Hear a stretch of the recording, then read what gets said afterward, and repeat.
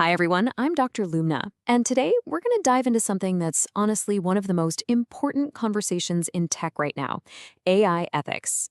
As AI becomes a bigger and bigger part of our daily lives, everything from our hospitals to our jobs, the rules that guide it aren't just a nice idea anymore. They're absolutely essential.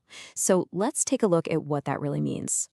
This quote just nails it, doesn't it? It perfectly captures this huge shift in how we think about technology. We're kind of past the wow, look what it can do phase. Now we're facing a much tougher and way more important question: what should it be doing? And that's the challenge that AI ethics is all about. Okay, just think about this for a second. An AI can scan medical records and predict who's at risk for a disease, which sounds amazing, right?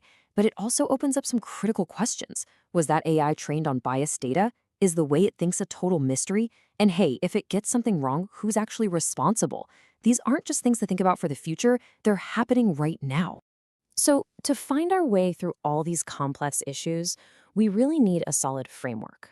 And that's where a set of core ethical principles comes in.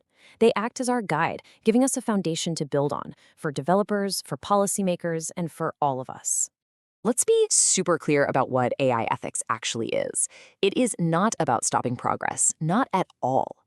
A better way to think about it is like building guardrails on a super fast highway. It's the framework that makes sure that as these AI systems get smarter, they also stay safe, reliable, and in line with our basic human values. These four principles right here, they're the pillars of any AI we can actually trust. First, fairness. This means we have to actively work to stop AI from just repeating or even amplifying the biases that are already out there in the world. Next, transparency. Its decisions can't be a total black box. We should know when and how AI is being used. Then there's privacy. Our data needs to be handled with respect and kept secure. Simple as that. And finally, maybe the most crucial one, accountability.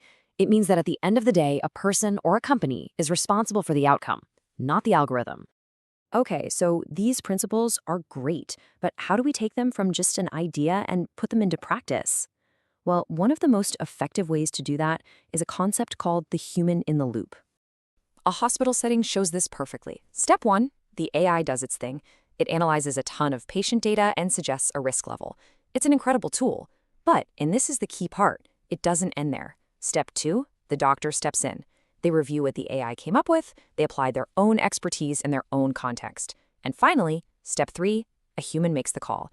The doctor makes that final, compassionate decision about care. That is accountability in action. And that brings us to the most important lesson from that whole model. The goal of responsible AI is to help us make better decisions, not to take away our responsibility. It's meant to be a partnership, one where the tech makes us smarter, but humans always stay in the driver's seat. This whole idea of responsibility goes way beyond the experts. Shaping an ethical AI future is not a conversation that should only happen inside tech companies or government offices.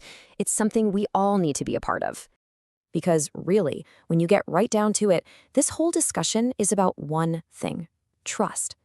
For us to really embrace these powerful tools in our society, we have to be confident that they are being built and used fairly, transparently, and with clear lines of responsibility. I love this quote because it puts everything back into perspective. It reminds us that the true sign of progress isn't just about how smart our machines get. It's about how wisely and how ethically we choose to guide them. So ultimately, creating an ethical AI future is up to all of us. By understanding these principles, asking the tough questions about the technology we use, and demanding accountability, we all get to play a role in making sure innovation actually serves humanity.